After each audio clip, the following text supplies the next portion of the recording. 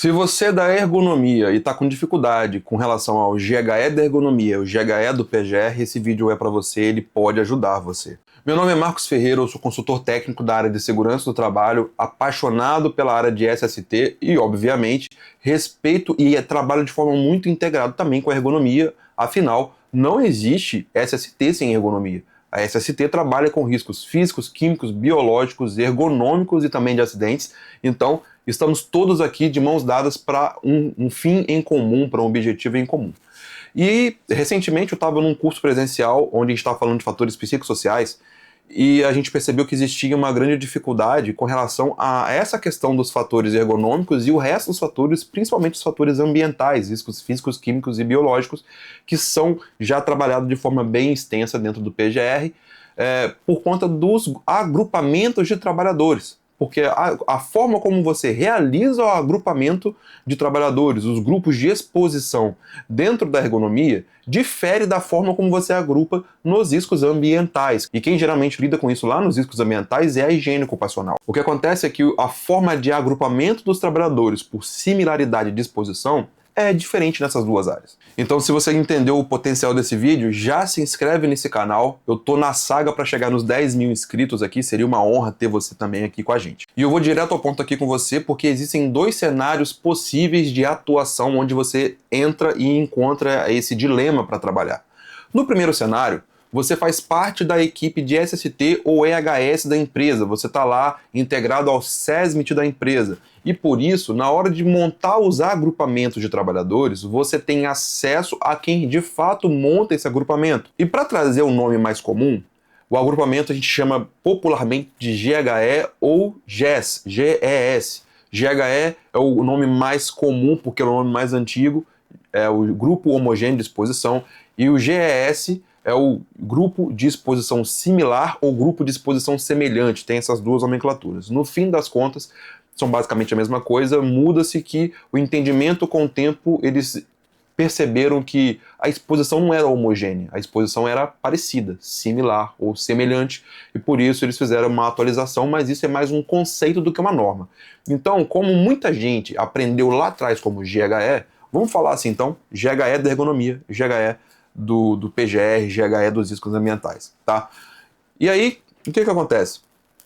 No primeiro cenário, você está dentro desse grupo, você está dentro do grupo de EHS, no grupo de SST, e você tem a possibilidade de, junto com o pessoal da segurança, os engenheiros, técnicos, o médico do trabalho, vocês montarem os agrupamentos de trabalhadores por perfil de exposição ao risco de acordo com os critérios técnicos conjuntos. E eu sei que basicamente na ergonomia, dentre várias questões da organização do trabalho, você também está observando ali o posto de trabalho, a tarefa a ser executada, e muitas vezes os riscos ambientais, a higiene ocupacional, ela não olha dessa forma, né? Então, às vezes, o posto de trabalho faz parte de um grande setor onde tem todo mundo uma exposição muito parecida. Mas a ergonomia não funciona assim, eu sei que isso que dá divergência. Então, o que acontece é que quando você tem a possibilidade, nesse primeiro cenário, de estar junto com a equipe do EHS, do SST, você pode ali trabalhar juntamente com eles para de fato você conseguir montar esse grande GHE ou esses GHS da forma mais correta. Agora a gente tem um segundo cenário, e esse é o cenário mais problemático, é quando você trabalha na consultoria, na prestadora de serviço. É quando a empresa, às vezes, ela faz o PGR, mas ela contratou você para poder fornecer os documentos de ergonomia, ou a parte dos riscos psicossociais, que é uma coisa que aconteceu muito nos últimos meses, até nos últimos 2 anos.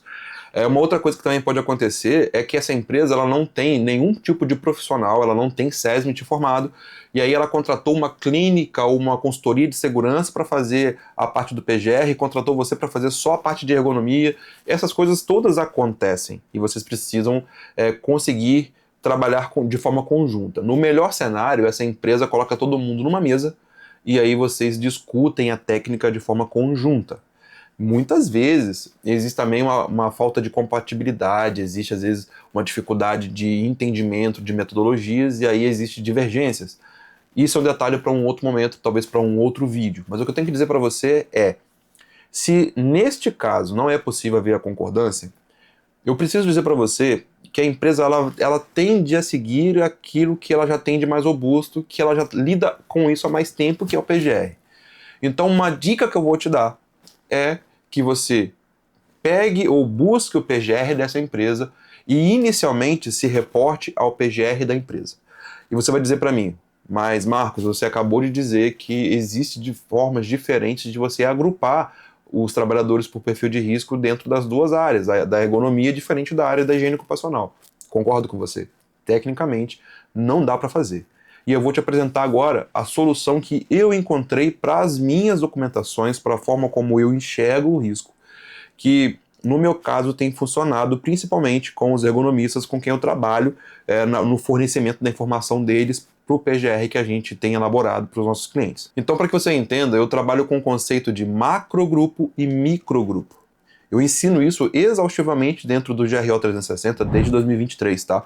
Então não é nada novo que eu desenvolvi, porque como eu já trabalhava com o fornecimento de AEP para integrar dentro do meu PGR, eu já precisava ter esse tipo de sistemática. Então isso já era ensinado lá dentro, os meus alunos sabem disso. Então agora eu vou te explicar de forma rápida, você vai compreender. Se você quiser o detalhamento disso, dá uma olhadinha no link na descrição. O GRO 360 está aí disponível para você. Mas basicamente, o GHE que eu tenho dentro do PGR, o GES, o GES, né, dentro do meu PGR, eu chamo isso de macrogrupo, porque geralmente ele abrange mais cargos daquele agrupamento de trabalhadores ali, tá bom? Então, eu olho primeiro para o PGR. O que vai acontecer? Algo que a gente desenvolveu junto com alguns ergonomistas aqui é que os subgrupos deles, os microgrupos, eles derivam desse GHE. Então, só para vocês entenderem, vocês têm os critérios dentro da ergonomia para poder criar ali um agrupamento de trabalhadores, ou às vezes vocês avaliam o posto de trabalho, o cargo, enfim, mas ele faz parte de um GHE dentro do PGR. Como eu lido com isso? Quando a informação chega dentro do PGR para mim, aliás, quando a informação chega via AEP, eu identifico aquele cargo, eu sei a qual GHE ele faz parte, e na hora de fazer a descrição de risco no meu inventário, eu tenho lá no meu inventário, uma das primeiras coisas é os cargos expostos. Então, quais cargos fazem parte daquele GHE? Estão todos lá. Tem setores aqui que tem 5, 10 cargos que fazem parte, outros setores têm 2, tem 1 e tudo mais. Mas é basicamente assim, eu olho lá, digamos que eu verifique que eu tenho 3 cargos dentro do meu grupo de exposição similar, meu GES ou meu GHE. Eu tenho 3 cargos ali de acordo com o PGR. Quando a AEP chega para mim, eu verifico que esses 3 cargos estão separados, então existe avaliação de risco ergonômico separado para cada um desses 3 cargos. O que eu vou fazer? Eu vou inserir o risco ergonômico e em determinado espaço do meu inventário, eu me refiro a qual cargo aquele risco, na verdade eu me reporto, né? Então, a qual cargo aquele risco ali, ele está se reportando. Então, eu tenho um campo chamado cargos afetados ou cargos expostos. Então, dentro desses 3 cargos, o risco X, geralmente dou um código para esse risco, ele se reporta ao cargo número 2, por exemplo. E aí, na linha de baixo, tem um novo risco, que também se reporta ao número 2, ao cargo número 2, e aí o terceiro risco se reporta ao cargo número 1. Então, eu faço essa amarração. Então, dentro do meu GHE, vai aparecer um risco, e esse risco, às vezes, não é para todo mundo de GHE. É só para um cargo específico. E dentro do meu GHE, isso está descrito tecnicamente, que é o que a NR1 pede, que é o que o Ministério do Trabalho pediu, inclusive no guia de perguntas e respostas, que você tivesse os critérios técnicos muito bem definidos e escritos no PGR. E a gente tem isso dessa forma lá dentro, tá bom? Então, de forma clara e direta para vocês, eu lido dessa forma. Eu lido com macrogrupo e microgrupo, onde o meu macrogrupo é o GHE, o GS, e o meu microgrupo é o cargo exposto. Eu já uso isso tanto para ergonomia quanto riscos de acidente, porque às vezes acontece de dentro de um GHE dos riscos ambientais, um ou outro cargo tem um risco de acidente que um outro cargo não tem. Então eu às vezes, para não ter que separar e criar mais volume, eu só aponto qual é o cargo que está exposto dentro do próprio GHE.